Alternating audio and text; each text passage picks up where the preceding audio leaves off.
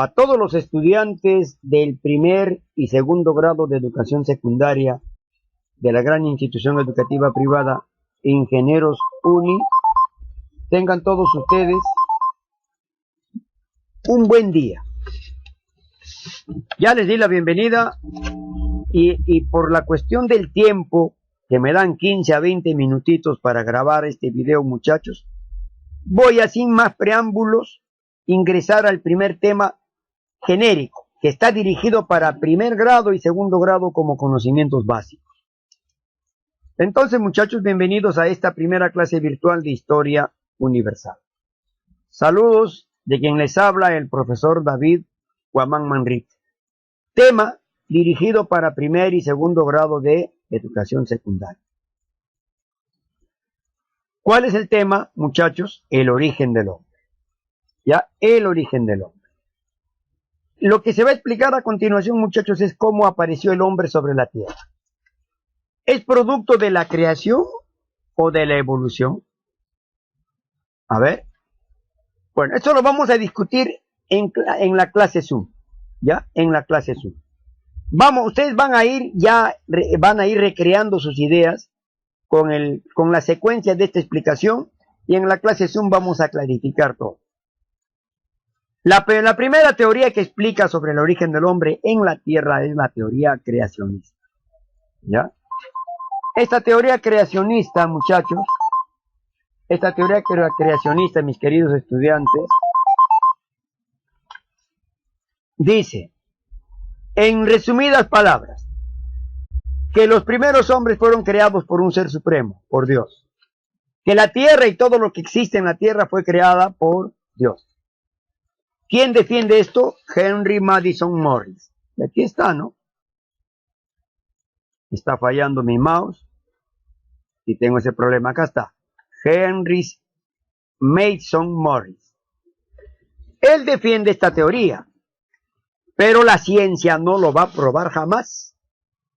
Y lo que la ciencia no lo pueda probar, entonces es como una especie de cuento. Más que cuento, una leyenda. Más que leyenda, un mito. ¿Y qué es un mito? Un mito es una explicación que jamás se va a poder probar.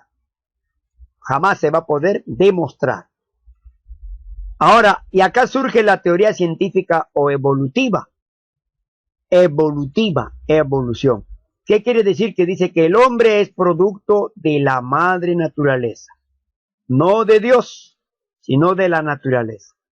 Que lo ha formado, lo ha transformado a lo largo del tiempo. ¿Y cómo se ha generado? Por generación espontánea. De un momento a otro, ¡poc!, apareció la vida.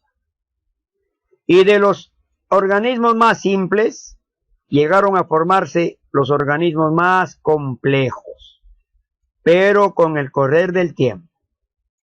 Por esa razón, muchachos, la ciencia trabaja día a día para seguir demostrando que todo ser vivo en la tierra constantemente cambia, constantemente muta, se transforma. No a la luz de los ojos, que esta transformación no es inmediata, no es rápida, no, sino que requiere de un tiempo larguísimo para darnos cuenta de esta transformación. Ahora, ¿quiénes son los defensores del evolucionismo? Jean-Baptiste de Monnet, caballero de Lamarck. Este científico francés escribió la obra Filosofía Zoológica. Y ahí dice, afirma que la naturaleza lo ha creado todo. Con el tiempo, ha evolucionado desde lo más simple hasta lo más complejo. Y además él asegura que gracias a que la naturaleza es propicia, es buena con nosotros, ha permitido la vida en ella. Y él asegura, dice, que todo órgano que se usa frecuentemente se perfecciona. Órgano que tú vas a dejar de usar, el desuso lamentablemente lo hace desaparecer. Ya, muchachos. En resumen, órgano que se usa, se perfecciona, evoluciona, muta, pero no desaparece. Órgano que no se usa, no se perfecciona, no muta, por el contrario, tiende a desaparecer.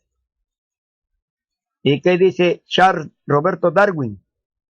Whitwood, considerado padre de la teoría de la evolución, él dice que en su obra El origen de las especies, el reino de la naturaleza existe, dentro de la reina de la madre naturaleza existe una lucha constante por la supervivencia. Esto es la selección natural de las especies. Es decir, que solo sobreviven los más aptos. Entre plantas, animales y seres humanos, los más aptos sobreviven.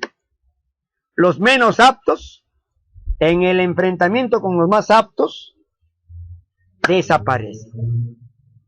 Y a esto se le llama la selección natural de las especies. Es decir, el más apto, el más inteligente, se sobrepone al menos apto, al menos inteligente. Y muchas veces lo hace desaparecer. Y en cambio, Jean-Baptiste de Monnet dice, el que usa sus órganos, ese órgano se perfecciona. El que no lo usa, lo hace desaparecer o simplemente no se perfecciona. Además, Jean-Baptiste de Monnet dice que la naturaleza, gracias a la naturaleza, que nos da buenas condiciones, clima favorable, suelo, agua, todo nos brinda, nos permite la vida. Por eso surgen los neodarwinistas. Estos neodarwinistas van a unir la idea de Jean-Baptiste de Lamarck, no aquí, de Monnet, de Jean-Baptiste de Monnet, o también Jean-Baptiste de Lamarck, ¿ya? Y con la idea de Charles Darwin. Aquí está. ¿Cómo lo unen? Dice, por si acaso, los genes son los que van a transformarse. A partir de la transformación de los genes, toda la parte física que los rodea, también se transforma. ¿Ya? También se transforma. Entonces, hay variedad gracias a las mutaciones genéticas, es decir, los genes sufren mutaciones y por eso hay variedad de razas, variedad de personas, de tamaño y qué sé yo. Variedad de plantas, variedad de animales, porque los genes son los que mutan. Ahora, ¿por qué se juntan las dos escuelas de Jean-Baptiste de Monnet y de Charles Darwin? Porque acá, Jean-Baptiste de Monnet, ¿qué dice? ¿Qué dice? Jean-Baptiste de Monnet dice, muchachos, que las buenas condiciones de la naturaleza generan vida. ¿Y qué dice Charles Darwin? Que dentro de esa naturaleza hay selección natural. Los más aptos se sobreponen a los menos aptos. ¿Ve? Y eso explican los neodarwinistas. En cambio, la teoría del equilibrio puntuado, muchachos, ¿saben qué dice? La teoría del equilibrio puntuado dice, es cierto, hay transformaciones, pero sí, no se notan esas transformaciones. Pareciera que no hay cambios, pareciera que no hay mutaciones. Recién uno se va a dar cuenta que hay cambios dentro de miles y millones de años. Y por eso dice, ¿no? Stephen Gould y Niels Eldredge, ¿qué dicen? Dice, es una teoría que propone que una vez que una especie aparece, su población se estabiliza. Es decir, muestra pocos cambios evolutivos. Y hasta algunos dicen, no cambia. Es nulo ese cambio. Pero sí cambia. Esto a través de una historia geológica. Ahora, la historia geológica no es de la noche a la mañana. Una historia geológica es miles y millones de años. Requiere de millones de años para poder ver esos cambios. Por eso se dice que si yo observo a los seres humanos de hoy, no los observo que están cambiando. No, mentira, los seres humanos no evolucionan. En estos momentitos no podemos ver. Ni en 100 años, ni en 200 años, ni en 1000 años. Ni en 4000, ni 5000. Si viviéramos 10 o 15 millones de años, allí sí. En 15 millones de años recién podremos ver pequeñitas transformaciones. ¿Cómo seremos en 15 millones de años? Entonces los que viven dentro de 15 millones de años, ellos nos estudiarán a nosotros. Verán cómo hemos sido y verán cómo son ellos. Recién. Ahora, este estancamiento, esta estabilización, ha permitido que aparezca la cladogénesis. ¿Y qué es la cladogénesis? Por ejemplo, muchachos, la cladogénesis es, si yo tengo un puntito acá, ya un punto amarillo que estoy sombreando acá, y aparentemente no sufre cambios, ¿ya? Pero con el correr del tiempo, muchos órganos han permitido esto. Se ha ramificado. Es decir, cambió de forma por un lado y por otro lado. Se abrió en dos ramas, en dos especies distintas. Esta misma bolita se va a transformar en otra bolita. No dejará de ser bolita porque no cambia de estructura. Acá hay otra bolita. Entonces, sí es una especie diferente a esta bola inicial y esta bola es diferente a esta otra bola. Es decir, acá estas dos bolas son diferentes. Se ha ramificado en dos. Eso es cladogénesis. Y mejor vamos a explicar acá con este punto, muchachos, con la hominización. En otras palabras, por el tiempo, ¿qué es la hominización? La hominización es que cuando los monos inferiores lograron convertirse ¿en qué? En humanos. En la clase Zoom les voy a explicar esto. ¿Ya? Los monos inferiores se convierten en humanos. Ahora, términos que debemos conocer para las clases posteriores. ¿Qué significa antropomorfo? Que tiene forma humana. ¿Qué significa antropogénesis? Inicio de la humanidad. ¿Qué significa bípedo? Caminar en dos patas. Cladogénesis, un linaje se divide o se parte en dos ramas. Lo que expliqué. Arborífero, viven en los árboles. Ahora veamos cómo se dio el proceso de hominización. Secuencia del proceso de hominización. Apareció el primer animalito que estamos viendo aquí en la pantalla, el Purgatorius. De este animalito vienen los seres humanos. Ah, profesor, venimos de las ardillas. Eso es lo que dice la ciencia. Apareció hace 65 millones de años y que hoy ya está extinto. Ya está extinto. De este animalito aparecieron los monos inferiores. Con estos monos inferiores se produjo la cladogénesis. Es decir, estos monos inferiores se van a ramificar en dos linajes.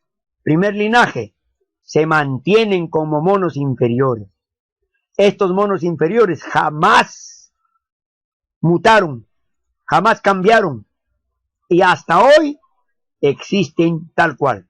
Por eso vemos monos, simios, orangutanes, mandriles y qué sé yo, todos ellos no forman parte de aquellos seres que evolucionaron, se estancaron. Pero en cambio de los monos inferiores, el otro linaje es el prehomínido, los ramapithecos y los procónsules. Aparecieron hace 12 millones de años atrás.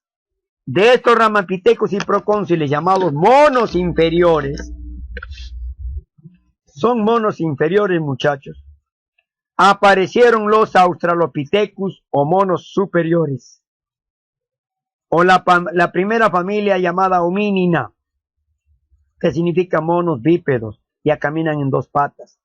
Estos ramapithecus y procónsules, muchachos, viven en los árboles, son arboríferos. Y son cuadrúpedos porque utilizan las 4 patas para estar trenzados en los árboles.